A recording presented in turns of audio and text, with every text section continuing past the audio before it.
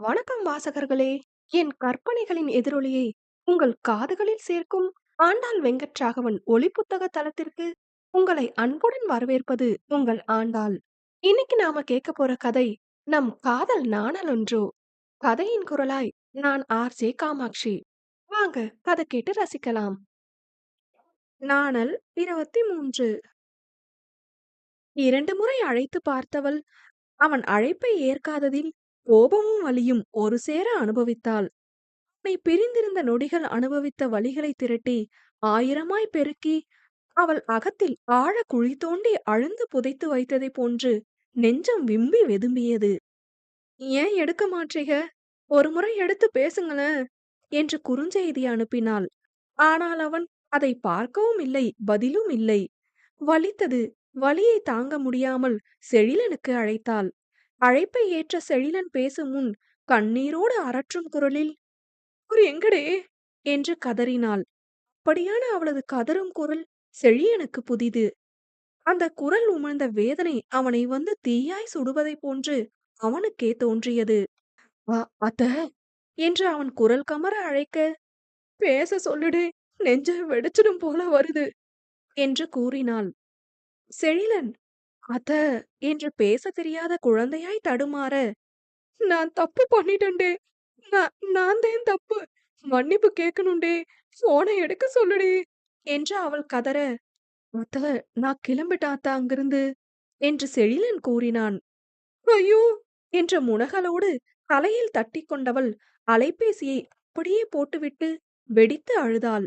கட்டிலில் இருகரம் கொண்டு தட்டியபடி அழுதவள், "சாரிங்க, என்னாலதான், நான்" என்று கரைந்தாள்.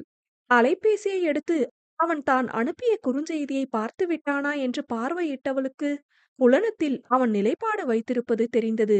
கரம் நடுங்க அவள் அதைத் தொட, அவள் மீதான நேசம் நெஞ்சில் வெடித்து விம்முவதுதான் காதலெனும் போது தீப்பிழம்பாய் அவற்றை சுட்டெரிக்கும் வலிகளின் ரணம் சுமக்கும் இப்பிரிவின் துயரை ஏன் இவ்விதி பரிசளித்தது என்ற கவிதையும் அதனுடனே அவர்களுக்கு மிக நெருக்கமான பாடலும் ஒலித்தது.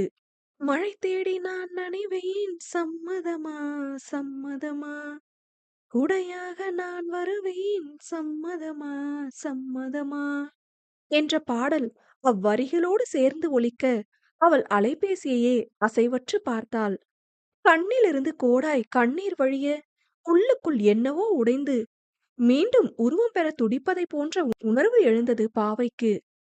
அன்றைய நாள் இருவருமாய் சேர்ந்து இரவு உணவை சமைத்துக் கொண்டிருந்தனர். அலைபேசியில் ஓடிக்கொண்டிருந்த பாட்டை அணைத்த ஆதி வருணேஸ்வரன், "பாட்டு கேட்டது போதும், பாடுவோம்டி யாழு" என்றான். அது அவர்களுக்குள் வாடிக்கையாய் நடப்பதுதான். ஆதி நன்றாகவே பாடுவான். தாமரையாளுக்கு அந்த அளவு பாட வராது. ஆனால் ஒருவர் பாடும் திறனை மற்றவர் கேலி செய்யாது அவர்கள் இருவருக்குமான நேரங்களில் வருவதை பாடி வரிகளின் பொருளை பரிமாறி தங்கள் நேசம் வெளிப்படுத்திடுவர். மெல்லிய சிரிப்போடு, "என்ன பாட்டு பாடலாம்?" என்று அவள் கேட்க, "என்னவோ என்னவோ என் வசம் நானில்லை" என்று மேடையில் முழங்கை ஊன்றி அதில் தன் கன்னம் தாங்கி அவளை பார்த்து புன்னகைத்தபடியே பாடினான். "என்ன நான் சொல்வது, என்னிடம் வார்த்தை இல்லை" என்று அவள் அடுத்த வரியினை பாட மெல்லிய சிரிப்போடு கண்ணடித்தான். "உன் சுவாசத்தில் நான் சேர்ந்திருப்பேன், என் ஆயுள் வரை நான் வாழ்ந்திருப்பேன், என்னோடு நீயாக உன்னோடு நானாக பிரியமானவனே" என்று அவனும் அவளும் மாறி மாறி பாடினர். மேலும் தான் தொடர்ந்தவன், "மழை தேடி நான் நனைவேன், சம்மதமா சம்மதமா" என்க, "குடையாக நான் வருவேன், சம்மதமா சம்மதமா" என்றாள். அவள் கரம் பற்றியவன், "விரல் பிடித்து நகம் கடிப்பேன், சம்மதமா சம்மதமா" என்று பாடி கடிப்பதைப் போல் பாவனை செய்ய, "நீ கடிக்க நான் வளர்ப்பேன், சம்மதமா சம்மதமா" என்று அவன் கன்னம் தட்டினாள். அவளை சுண்டி இழுத்து கொண்டவன், "விடிகாலை நேரம் வரை என் வசம் நீ, சம்மதமா" என்க, அத்தனை நேரம் இருந்த இயல்பு தொலைத்தவளாய் அடுத்த வரி பாட நாணம் தடுக்க அவனையே பார்த்து நின்றாள். ஒற்றை புருவம் உயர்த்தி "ம்" என்று அவன் ஊக்கப்படுத்த, "இடைவேளை வேண்டும் என்று இடை கேட்கும், சம்மதமா" என்று பாடினாள். அதில் அட்டகாசமாய் சிரித்தவன், "நீ பாதி நான் பாதி என்றிருக்க சம்மதமா? என்க என்னுயிரில் சரிபாதி நான் தருவேன் சம்மதமா?" என்று அவனை அணைத்துக் கொண்டாள். அமைதியான இதமான அணைப்பு. இறுகி அணைக்கும் அணைப்பு வெளிப்படுத்தும் தவிப்பையும் தாபத்தையும் போல் இதமான அணைப்பு வெளிப்படுத்தும் உள்ளார்ந்த நேசமும் பேரழகுதானே. "என்ன மேடம், சமையல் செய்யற மூட் போச்சு போல?" என்று ஆதி வினவ, பட்டென விலகியவள், "சும்மா இருந்த புள்ளைய அதையும் இதையும் பாடி சீண்டி புட்டு இப்பத பேச்ச பாரு" என்று கூறி நாணத்தில் தன் நாவை கடித்துக் கொண்டாள். "ஆஹா" என்றவன், "பாடும்போது வெட்கப்பட்டாப்புல இருந்தது" என்று அவளை சீண்ட, "ஆமாமா வெட்கப்படுறாக" என்று நொடிந்து கொண்டவள் அலைபேசி ஒலித்தது. அழைப்பது வேந்தன் என்பதைக் கண்டு கொண்டவள் அழைப்பை ஏற்று, "வேந்தா சொல்லுயா" என்க, "அத்த நல்லா இருக்கியா? மாமா எப்படி இருக்காக?" என்று விசாரித்தான். "எனக்கென்னடே, ராணி போல இருக்கேன். அவங்களும் நல்லா இருக்காக" என்று புன்னகையுடன் கூறியவள், "உன் பொஞ்சாதியும் வயித்துக்குள்ளார இருக்கிற குட்டி வாண்டும் என்ன சொல்றாக?" என்று கேட்க, "அவங்க என்ன சொல்லப் போறாக? இப்பதான் அம்மா வயித்துல உருள ஆரம்பிச்சிருக்காக. ஒரு இடத்துல இருக்க மாட்றாளே" என்று ரசித்து கூறினான்.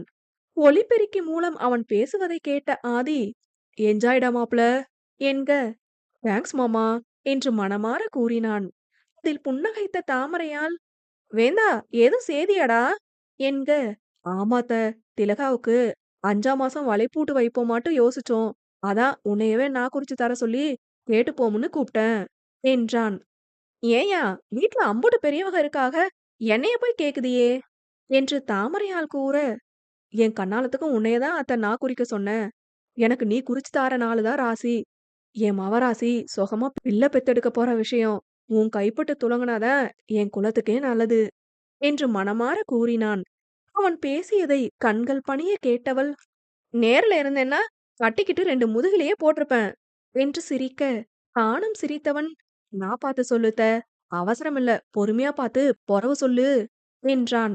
"சரியா, பார்த்து சொல்லுதேன்" என்றவள் அனைவரின் நலன் குறித்து விசாரித்து விட்டு வைக்க, "நீ ஜோசியமெல்லாம் பாப்பியாடி?" என்று ஆதி கேட்டான்.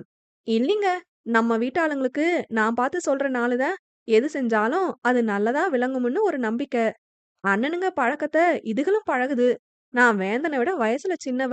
எனக்கு போட்டு கேட்கிறேன் பாருங்க" என்று அவள் கூற, "அத்தை மேல அம்புட்டு பாசம் அவனுக்கு" என புன்னகையுடன் கூறினான். "பாருங்க, என் மருமவனுக்கு என் மேல எம்புட்டு பாசம்னு. நீங்க ஒரு நாள் என்கிட்ட இப்படி கேட்டிருப்பீங்களா?" என்று கேட்டு சிரித்தவள், "அது சரி, நம்ம வீட்ல விசேஷம் வந்தா தானே நீங்க கேப்பீக" என்று நாண சிரிப்புடன் கூறிவிட்டு சென்றாள். அதே இடத்தில் தேங்கி நின்றவனுக்கு தான் அவள் கூறியதன் பொருள் விளங்காது தன்மனமாய் ஒரு பொருளை உருவகித்துக் கொண்டது. எனில் தன் பாசம் அவர்கள் பாசத்திற்கு ஈடு செய்யவில்லையா? தன்னவள் பிறந்த வீட்டிற்கு ஏங்கும் அளவு தன் பாசம் அவளை முழுமையடைய வைக்கவில்லையா? என்று அவனுள் பிறந்த தாழ்வு மனப்பான்மை எனும் அரக்கன் தன் வேலைகளை சிறப்பாய் செய்ய, விசேஷமென தானும் கருத்தரிப்பதை குறிப்பிட்டது உணராது அவர்கள் வீட்டு கூடத்தில் அடிக்கடி விசேஷங்கள் நடக்க இங்கு அப்படி ஏதும் இல்லையென அவள் வருந்துவதாய் நினைத்து கொண்டான். அவளிடம் சண்டையிடவெல்லாம் தோன்றவில்லை. அவளை தான் சரியாக பார்த்து கொள்ளவில்லையோ என்று அவனது நேசம் அவளது அண்ணன்களின் நேசத்துடன் ஒப்பிட்டுப் பார்த்தே வருந்தினான். சில விடயங்களுக்கு ஆரம்பத்திலேயே சண்டையிடுவதும் நல்லதாய் அமையும் போலும். இவ்வெண்ணம் தோன்றும் போதே அவன் அதை வெளிப்படுத்தியிருந்தால் நிச்சயம் ஊடலின் துயர் இருவருக்கும் உண்மைகளை விவரித்திருக்கும். காலதாமதம் இருவருக்கும் கடும் வேதனைகளை அல்லவா பரிசாய் கொடுத்திருக்கிறது. நாட்கள் சில நகர ஊடலும் கூடலுமாய் இருவரது வாழ்வு அழகோவியமாகவே சென்றது. அன்று திலகாவின் 5ஆம் மாத விசேஷத்திற்கு வீட்டாரை மட்டும் வைத்து நடத்தும் விழாவிற்கு இருவரும் புறப்பட்டனர். தாமரையால் வேலை செய்யும் நிறுவனத்தில் அவரவர் பணிக்கேற்ப 6 மாதத்திற்கு ஒருமுறை மொத்தமாக 5 நாட்கள் போல் விடுமுறைகள் வழங்குவர். அப்படி அவளுக்கு விடுமுறை கிடைத்திருக்க ஆதியையும் விடுப்பு எடுக்க இயலுமா என்று கேட்டாள். ஆனால் அவன் பணி அப்படியானதில்லையே. அவனால் விடுப்பு எடுக்க முடியாது போகவும் பாவை முகம் சுருக்கினாலும் அவனை அது குறித்து நச்சரிக்கவில்லை. திலகாவின் வலைப்பூட்டு விடுமுறை நாளில் வைத்திருப்பதால் அதற்கு மட்டுமாக இருவரும் புறப்பட்டனர். செல்லும் வழியே அவன் தோள் சாய்ந்து கரம் கோர்த்து சாளரம் வழியே நிலவை ரசித்துக் கொண்டிருந்தவள், "ஏங்க" என்று மெல்லமாய் அழைக்க, நிலவை ரசித்துக் கொண்டிருந்தவன் விழிகள் நிலவலை நோக்கியது. "நமக்கு பாப்பா வந்தா நல்லா இருக்கும்ல?" என்று நாணமும் ஆசையும் கலந்த குரலில் மெல்லமாய் அவள் கேட்க, அவள் தோளை சுற்றி கரமிட்டவன், "சூப்பரா இருக்குமே" என்றான். சுற்றி முற்றி பார்த்தவள் அவன் தோள் சாய்ந்து, "நாம தள்ளி போடலையே, அப்புறம் ஏன் இன்னும்?" என்று கேட்க, அவள் தலை கோதியபடி, "எல்லாத்துக்கும் நேரம் வரணும்டா கண்ணம்மா" என்றான். அவனை நிமிர்ந்து பார்த்தவள் அழகாய் புன்னகைத்து, "வீராண்ண என்னைய கண்ணம்மான்னு தான் கூப்பிடுவாக" என்று கூற, தானும் அதில் புன்னகைத்துக் கொண்டான். "உங்களுக்கு என்ன பாப்பா வேணும்?" என்று சந்தையில் எந்த பொம்மை வேண்டுமென கேட்பதைப் போல் அவள் கேட்க, பக்கென சிரித்தவன் சுற்றம் உணர்ந்து தன் சிரிப்பை கட்டுப்படுத்தினான். இரவு வேளை அனைவரும் உறங்கியிருந்தனர் அந்த ரயிலில். "ஏன் சிரிக்கீக?" என்று அவள் முறைக்க, முன்னுச்சியில் மோதும் அவள் கார்குழலை காது மடலுக்கு நகர்த்தி அவள் கன்னம் தாங்கியவன், "அதெல்லாம் உன் கையில இல்ல" என்று கிசுகிசுப்பான குரலில் கூறினான். "சும்மா தானே கேட்டேன், சொல்லுங்களேன்" என்று தாமரையால் சினுங்கலாய் கேட்க, "எனக்குன்னு ஒரு குடும்பம், அதுவே எனக்கு சந்தோஷம்தான் யாழ். நமக்காக, நம்ம உணர்வுகளால, நம்ம கடமைகளையும் நேசங்களையும் உருவாக்க பிறக்கப் போகும் குழந்தை ஆணா இருந்தா என்ன, பொண்ணா இருந்தா என்ன, எந்த குழந்தையா இருந்தாலும் எனக்கு சந்தோஷம்தான்" என்று கூறினான். அவன் கூற்றில் கண்கள் பணிய பெற்றவள், "லவ் யூ ஈஸ்வர் மாமா" என்று கிசுகிசுக்க, அவள் நெற்றியில் அழுந்த முத்தமிட்டு அவளை தன் மார்பில் புதைத்துக் கொண்டான். இனிமையான பயணம் அவர்களை அந்த கூட்டத்திற்கு அழைத்து செல்ல, நடுநிசி தாண்டி வீடு வந்தவர்கள் சென்று அவர்கள் அறையில் உறங்கிவிட்டனர். காலை நேரமே எழுந்த இருவரும் அழகுபட தயாராகி கீழே வர, "அட ஐத்த, மாமா எப்ப வந்தீக?" என ஆர்ப்பாட்டமாய் ஓடி வந்தாள் காயத்ரி. "ராவுக்கே வந்துட்டோம் புள்ள" என்று அவள் கன்னம் தட்டி தாமரையால் கூற, "என்ன மாமா இளைச்சு போனாப்ல இருக்கீக, ஐத்த சோறு சரியில்லையோ?" என்று கேட்டாள். அதில் தாமரையால் அவளை முறைக்க, வாய்விட்டு சிரித்த ஆதி, "உங்க ஐத்த சாப்பாட்டுக்கு குறையுண்டா?" என்று கூறி, "ஏன்டா என் சோத்துல மண்ணள்ளி போட பாக்குற?" என்று அவள் காதோரம் முணுமுணுப்பதைப் போல் சற்று சத்தமாக கூறினான். "ஏங்க" என்று தாமரையால் கோபம் போல் கூற, மற்ற இருவரும் கலகலத்து சிரித்தனர். "ஐத்த, மாமா" என்று அங்கே வந்த செழிலன் மற்றும் பொழிலன் ஆளுக்கு ஒருத்தரை கட்டி அணைத்துக் கொள்ள, "எப்புட்றே இருக்கீக?" என்று ஆதி கேட்டான். "எல்லாரும் நல்லா இருக்கோம் மாமா" என்று செழிலன் கூற, "எடே, போன முறை நம்ம வயல்ல இருந்து சோளம் தந்தீகளே, அசத்தலா இருந்தது" என்று ஆதி கூறினான். "நீ சொல்லிப்புட்டல்ல மாமா, அடுத்த முறை மூட்டை மூட்டையா இறக்குதோம்" என்று பொழிலன் கூற, ஆருத்ரன் மற்றும் அங்கை வந்தனர். அங்கை ஆனந்த ஆர்ப்பரிப்போடு தாமரையாலை அணைத்துக் கொண்டு, "சித்தி" என்று உருக, அவள் நேசம் கண்ணீராய் கரைந்தது. "சு, என்ன புள்ள இது, நாளும் பொழுதும் காலையே கண்ண கசக்கணுமான்னு உங்க அத்தை வந்து வைய போறாக" என்று செல்லமாய் கடிந்தபடி அவள் கண்ணீர் துடைத்த தாமரையால் அவளை கட்டி அணைத்துக் கொண்டாள். "என் பொண்டாட்டி நான் இல்லாட்டா கூட இப்படி உருக மாட்டாத்த" என்று ஆருத்ரன் கூற, அங்கையின் செல்ல சினுங்கல்களைக் கண்டு சிரித்தவளாய், "ஏண்ட புள்ளைய ஓட்டுத" என்று கடிந்தாள். "ஆமாத்த, ஒரு நாளைக்கு இருமுறையானோ உன் பேரோ உன்னைய பத்தின சேதியோ பேசி போடுவா, அம்புட்டு பாசம்" என்று ஆருத்ரன் கூற, "என் மவளுக்கு என் மேல பாசம் இருக்காதாக்கும்" என்றபடி அங்கை கன்னம் தட்டினாள். வீட்டின் மூத்தவர்கள் யாவரும் வேலையில் பரபரப்பாய் இருக்க, "சரி சரி, பேச்சோட பேச்சா ஆளுக்கு ஒரு காரியத்தை பாருங்க" என அனைவரையும் விரட்டிய தாமரையால் அங்கை மற்றும் காயத்ரியை அழைத்துக் கொண்டு சமையலறைக்குள் சென்றாள். வழமை போல் அவர்கள் வெகு குறுகிய நெருங்கிய சொந்தம் மட்டுமே வந்து அவ்வீட்டை நிறைக்க, அனைவரும் ஒவ்வொரு புறமாக வேலையில் ஈடுபட்டிருந்தனர். நல்ல நேரம் நெருங்கவும் விழாவின் நாயகன் நாயகியாய் வேந்தனும் அவனது 5 மாத செல்வம் தாங்கிய அவன் மனையாள் திலகாவும் வந்தனர். 5ஆம் மாதம் தெரிந்தோரை அழைத்து நலங்கிட்டு வலைப்பூட்டி நடத்தும் சிறு விழா அது. பெங்களூரில் இருக்கும் அக்னிக்கு காணொளி அழைப்பு எடுத்த ஆதி நடப்பவற்றை காட்சிகளாய் காட்ட, தான் அங்கு வர இயலாத வருத்தத்தில் கண்கள் பனித்த போதும் நடப்பதை ஆனந்தமாகவே கண்டான்.